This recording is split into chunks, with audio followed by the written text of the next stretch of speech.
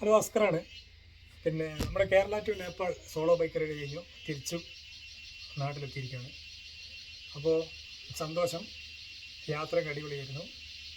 പിന്നെ എന്താ പറയുക, നാട്ടിലൊക്കെ നല്ല മഴയാണ്.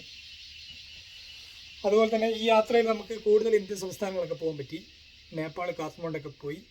പിന്നെ ഒരുപാട് അനുഭവങ്ങൾ ഈ യാത്രയിലൂടെ എനിക്ക് ലഭിച്ചിട്ടുണ്ട്.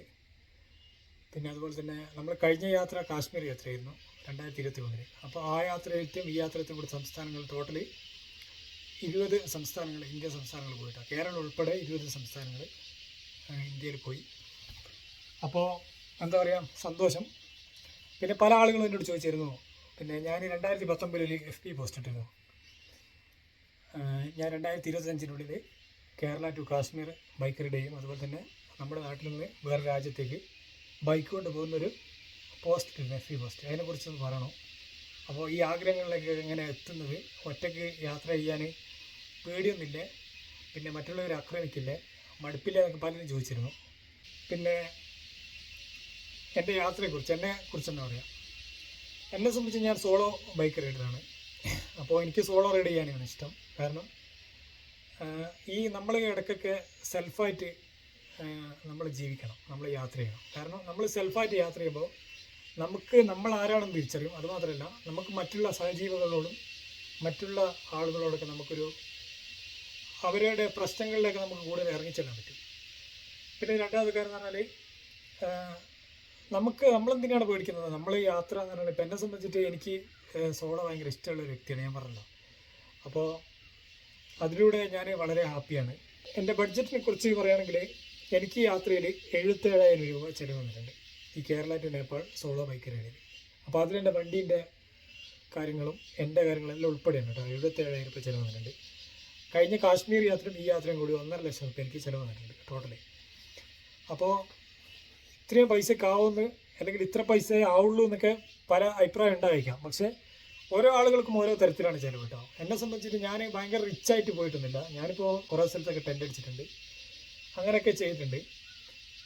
അപ്പോൾ അതുകൊണ്ടായിരിക്കാം ഈ 77,000 ഒതുങ്ങിയത് കേട്ടോ.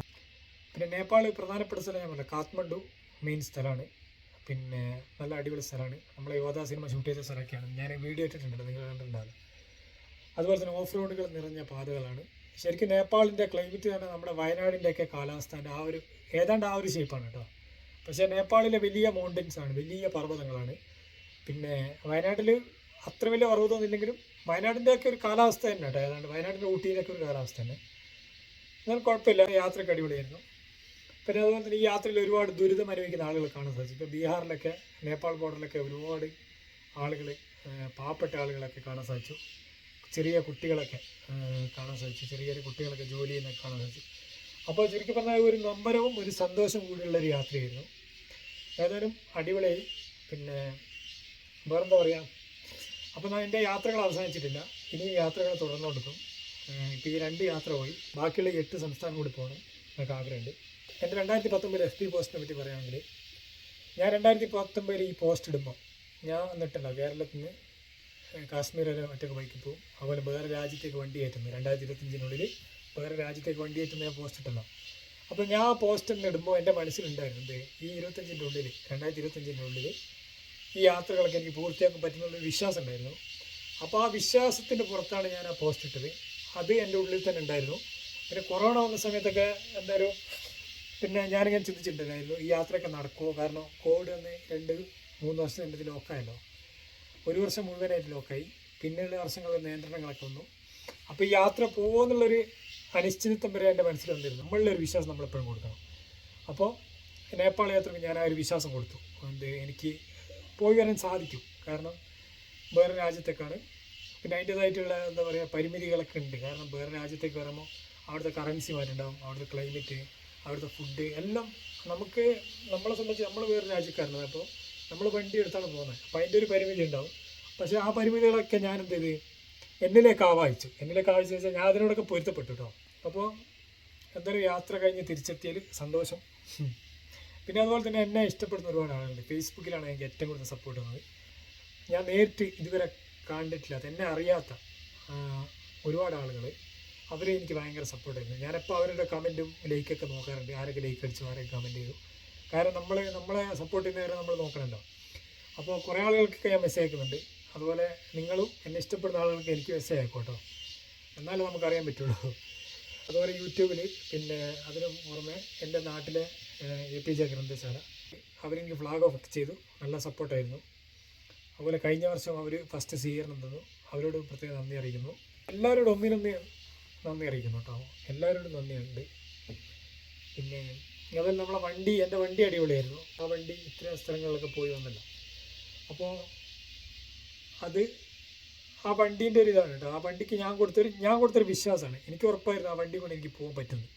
ആ വിശ്വാസം ആ വണ്ടി തെറ്റിച്ചില്ല, എന്നെ എവിടെയും പെടുത്തിയിട്ടില്ല ആ വണ്ടി. നമ്മളൊരു ബൈക്ക് ആക്കുകയോ കൊടുക്കുകയോ ഒന്നും ചെയ്തിട്ടില്ല, പിന്നെ എവിടെയും നമ്മളെ പെടുത്തിയിട്ടില്ല വണ്ടി. അപ്പോൾ ഒരാക്സിഡൻറ്റോ, ഈ 2 യാത്രകൾ 14,000 15,000 കിലോമീറ്ററിൻ്റെ അടുത്ത് യാത്ര ചെയ്തു, ഒരാക്സിഡൻറ്റോ കാര്യങ്ങളൊന്നും ഇല്ലാതെ തിരിച്ച് സേഫായിട്ട് എത്തി. അപ്പോൾ ആ വണ്ടി അത്രത്തോളം ഒരു ഇമോഷണലി കണക്റ്റുള്ളൊരു വണ്ടിയാണ് എനിക്ക്. എൻ്റെ ഒരു ഭാഗ്യമാണത്. എന്താ പറയുക, നമുക്കെല്ലാവർക്കും ഓരോരുത്തർക്കും ഓരോ ഭാഗ്യം ഉണ്ടാവില്ല. എൻ്റെ ഒരു ഭാഗ്യമാണ് ആ വണ്ടി. ആ വണ്ടി എടുത്തതിന് ശേഷമാണ് ഈ യാത്രകൾ കാണുന്നത്. ഏതായാലും സന്തോഷം. പിന്നെ അടുത്ത പ്ലാനിങ് ഞാൻ എന്തായാലും അറിയിക്കും കേട്ടോ, നിങ്ങളൊക്കെ അറിയിക്കും, യാത്രകളൊക്കെ അറിയിക്കും. പിന്നെ അതുപോലെ തന്നെ കുറേ വീഡിയോസ് അപ്ലോഡ് ചെയ്യാനുണ്ട്. ഞാൻ എല്ലാം എഡിറ്റ് ചെയ്യുകയാണ്, അപ്പോൾ എഡിറ്റ് ചെയ്തിട്ട് അപ്ലോഡ് ചെയ്യും. ഏതായാലും സന്തോഷം.